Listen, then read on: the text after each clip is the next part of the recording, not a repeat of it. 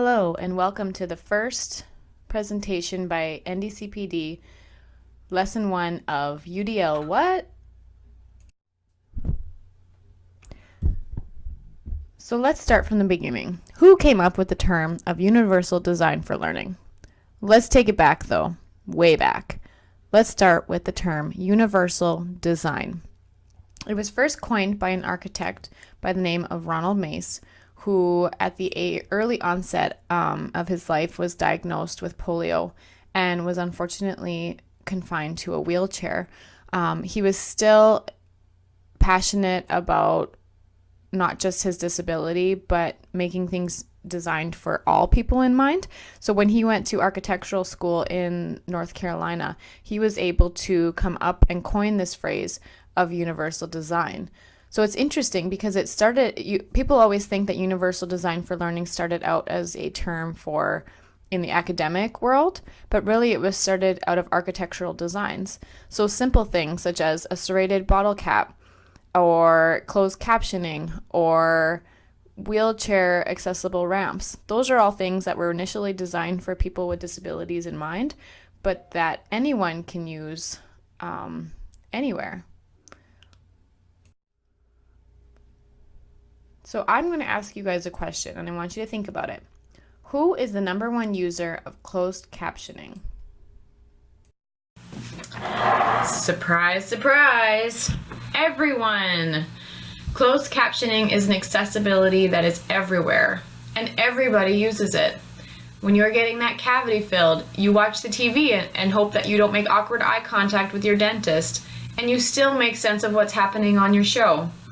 Or if you're watching TV when you're finally treating yourself to that spa day, when you need that distraction from feeling like you're dying at the gym. Have no fear, closed captioning is here. Forgive me, my sense of humor is super lame, but you get the point. Closed captioning was originally started as an accessibility feature for people with hearing impairments. However, look at it now. And you thought this PowerPoint was going to be boring. Next slide, please. This answer may or may not surprise you, but the answer is everyone. Closed captioning is a universal design that started out for people with disabilities. However, it has been known to be an accessibility feature that is everywhere, and everybody uses it. When you're getting that cavity filled, you can watch the TV and not make awkward eye contact with your dentist and still make sense of what's going on in the show. When you're watching TV, when you finally treat yourself to that spa day, or if you need that distraction from feeling like you are dying at the gym. Have no fear, closed captioning is here. My sense of humor is pretty lame, but you get the point.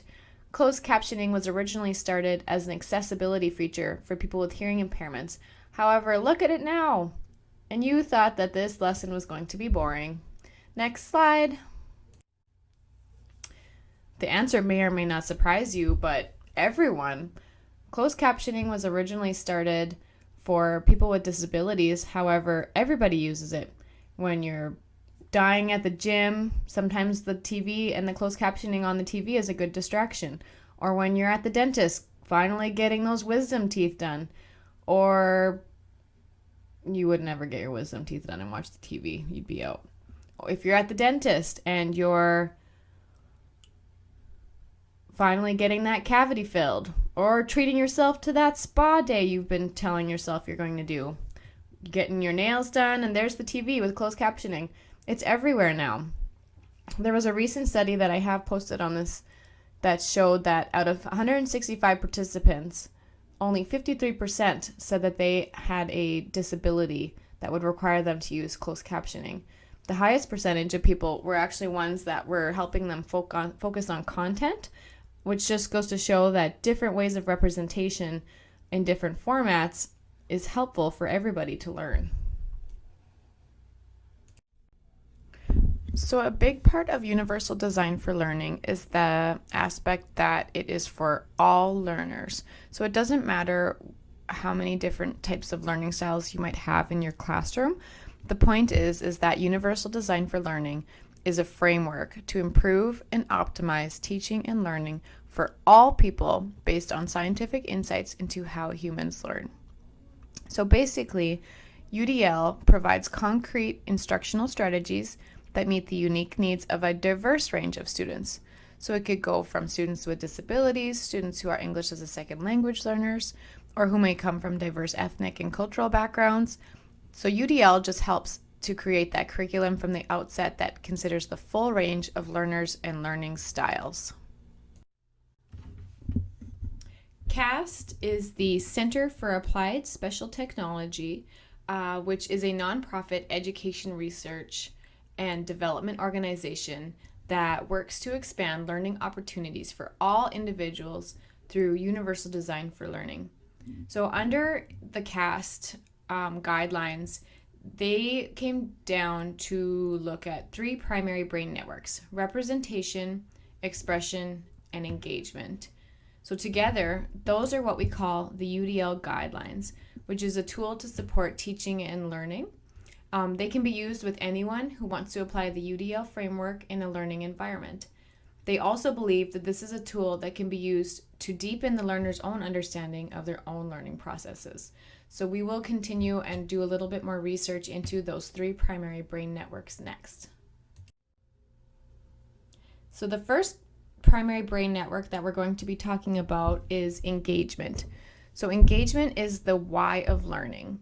This brain network provides options for recruiting interest, sustaining effort and persistence, and self-regulation.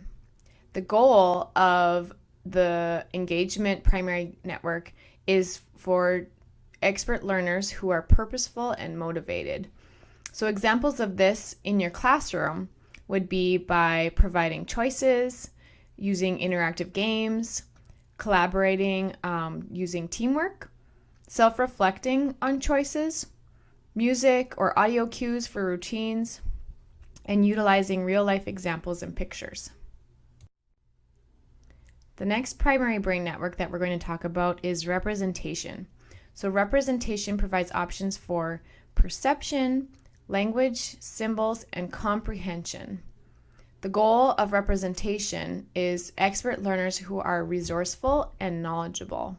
So examples for this in the classroom would be utilizing sound, music, or audio, using videos, closed captioning, using magazines or graphs, and then just how you're using your presentation or lecture in your classroom.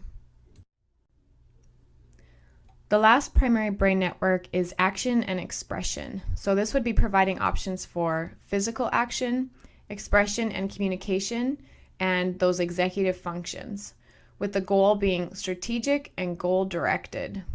Examples for this in the classroom would be utilizing drawings, posters, arts, crafts, acting out certain scenarios, utilizing whiteboards, drawing software, or other assistive technologies such as speech to text.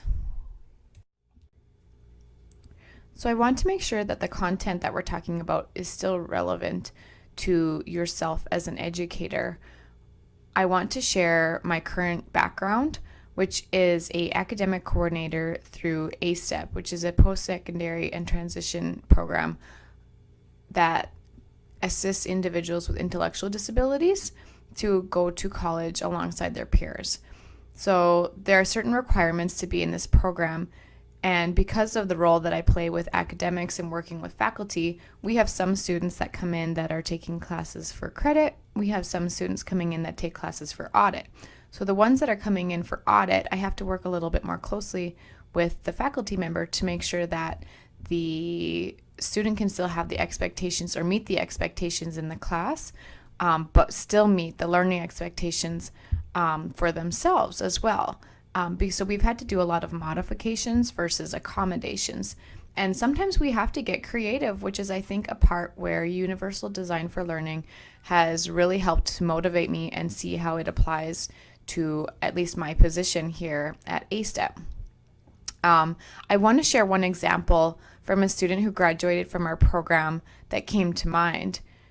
This student was very interested in a history class, and it was a class that maybe was a little bit more advanced than other classes that he had taken in the past. However, I got to work really closely with the faculty at the Minot State campus who just did a great job at creating and helping to have the student meet learning expectations for himself and still meet the learning expectations in the class. At the end, though, at the end of the semester, there was a final project involved. So instead of doing a paper like the other students were doing, the student was allowed the option of doing a PowerPoint presentation to present to a small group of his peers. It was such a great learning experience, not only for the student, but for the other students that listened to the presentation, and as well for the faculty member who was really more open to students having this opportunity to present their information, so giving them various ways to show what they were learning in the class. This is just one example of a real life experience that I got to have to showcase universal design for learning. Because when I first learned about UDL, or Universal Design for Learning, I thought to myself, UDL what? This concept or this framework seemed super overwhelming, and I didn't see how it applied to anything I was doing in my own current job position. I was able to bring in speakers to talk about universal design for learning, talk about what they were doing with their syllabi, how to improve it, how to make it more accessible for all learners, but I never applied anything that they were stating to what I was doing in my current job position. So I am not by no means a UDL expert. I am more along the lines of a UDL enthusiast, but I have a lot of information and tips to share with faculty that are just too good not to pass along. UDL is a great tool and resource, and I will talk about it all the time. However, I want to make sure that's still applicable to you as a faculty member. So think of that student in your classroom that is having trouble or maybe isn't accessing the material in quite the same way as everybody else in the classroom. This might motivate you to make that one small change or reach out to myself or someone else that is knowledgeable in UDL to make that change so that you can make a difference in that learner's life. So to continue to keep it relevant for you, here's a picture and quote that really resonated with me when I was learning about universal design for learning. This picture is my favorite because it showcases UDL to a T. Here's a custodian with the best of intentions, clearing the snow from the stairs, meanwhile, and not realizing that if he clears the ramp off, then everyone can have access. Access.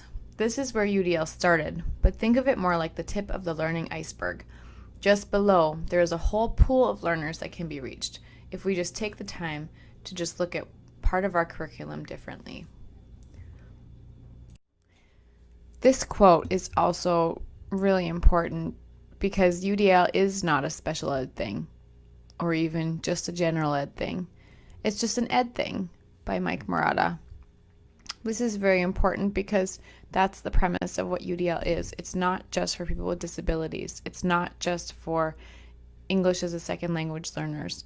It's for all learners in the classroom, and that's what this quote sums up perfectly.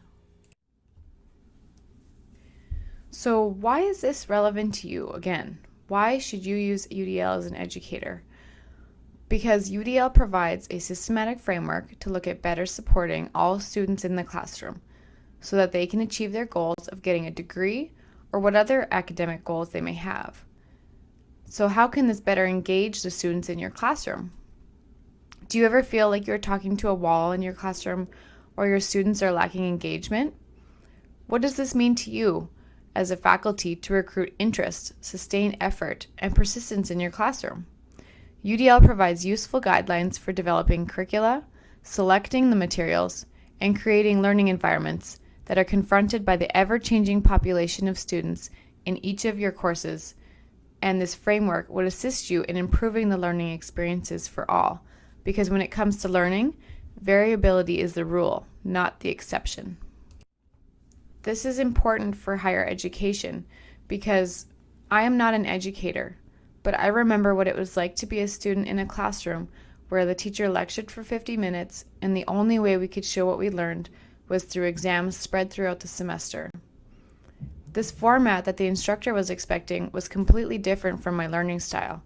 If that instructor were to make even the smallest change to their curriculum, say instead of exams throughout the semester, they could have gave students the different options such as a PowerPoint or a presentation, I'll bet that the engagement in that class would have went up tremendously.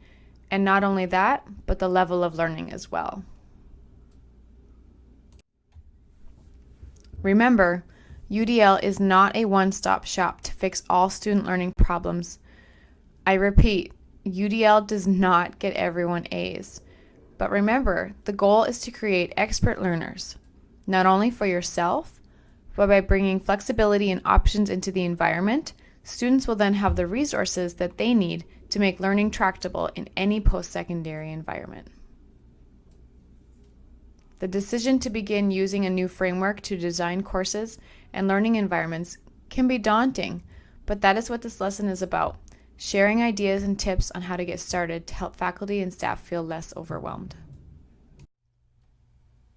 Here is a process to help, as my slideshow says, getting this party started. So how can you start? If you wanted to start today, look at one part of your curriculum, what's the best way to go about it? Here is a process that starts and ends with reflecting on the needs and desired outcomes of your students. So the first part that they talk about is reflecting on the needs of your students. So think about it. What are your students struggling with right now? From there, you can identify a principle or checkpoint that addresses that need. So how might you use this checkpoint to meet the needs of my learners? Third, investigate and create new methods or strategies. So what would be able to bring this principle or checkpoint to life? How could you take that and address it in your class? Fourth, teach a lesson using the new method or strategy. So what does this principle or checkpoint look like in my teaching environment? 5, assess or reassess the new method or strategy. In what ways did my student demonstrate those knowledge or skills? And then go back to reflecting on that new method or strategy and if it worked or not. How did this principle or checkpoint enhance my student outcomes? So let's talk about perceptions about UDL, what UDL is and what it isn't. Lots of times I've heard from faculty or staff that it's only for a certain type of student, or that some of these things not all students will use, which I hope in my previous slides shows that it's not just for certain individuals, but for all learners in the classroom. So UDL is, and I repeat, it's a framework that provides the opportunity for all learners to show what they have learned in their classroom. Another perception that I've heard is that it's a one-size-fits-all approach. So if you just do one little tweak, it'll help all learners, which may not always be the case. Little tweaks and flexible approaches that can be customized and adjusted for individual needs is how UDL really works well for the students in your class. That it's a checklist or a formula, a magic formula that will get everyone A's. I've heard that before, where it's not. If it's a framework, again, a framework or set of principles for curriculum development that gives all individuals equal opportunities to learn. It is not a checklist. That is why a lot of times I feel like faculty get really overwhelmed with feeling like it's have to be big changes to their curriculum when they are just small changes. And I hope that you remember the example I used previously with the student that was in our program and the faculty in the history class. That was a really impactful moment for everyone. And that is exactly what I want to get across about universal design for learning. So for the Minot State staff and faculty that are here, we have help. We have a small but mighty UDL-IT group on the Minot State campus. And the goal is, or our mission is, to increase student success by promoting campus-wide implementation of universal design for learning strategies, by providing support training, and resources to faculty and staff. This is really important because we are here right on the MSU campus, and I'll have all of our contact information on the last couple slides here of this lesson. But you are not alone. If you feel like there's something that you want to change or you want to just brainstorm, that's what this group is here for. We're a group of committed staff and faculty members who are just passionate about UDL and want to share that with the whole campus. This isn't a big dark secret. This is not a secret group. We want to just share our mission and be here as a help or resource to the faculty on campus. So for this first lesson's tip, I want to talk about QR codes. A QR code is a code that once scanned with a smartphone will take you to another source. So if you have an iPhone, you can point your camera in front of this QR code. If you have an Android phone, you will need to install a QR scanner app from your Android Play Store. Once that app is open, you can scan the code. Here, this QR code is going to take you to an automatic QR code generator website so that you can create your own. So, what's in it for you? This can be added to a syllabus to link resources. It can assist students in navigating certain topics easier, or you could link a video of yourself recording the class for students to access later. There's a lot of options utilizing QR codes, and this is just one small tip to help you use UDL in your classroom. So if you want more, if you're hungry for more UDL resources, or if you are unsure still from this slideshow, please reach out to us. Our contact information will be below, but here's some resources that are really helpful. CAST overall is a great resource to check out. They have their guidelines for the UDL framework. They have so much more information on their website. You can utilize Think College, which has a module on Universal Design for Learning and a quiz to showcase what you know. It's just very brief, nice tips to share about Universal Design for Learning. The UDL on campus, I think, would probably be the most relevant to higher education. That is such a great resource. They just share ideas and show how other universities throughout the U.S. have really utilized UDL and started to make it a part of their university's mission. It's really just a great resource to check out. I have the link for the QR code generator, which I will have which is for our tip for lesson 1. And then I have a podcast from Teaching in Higher Education that is specific on a faculty's experience with using Universal Design for Learning in their classroom. So if you would like to check any of those resources out or have any resources to share, please get back to me.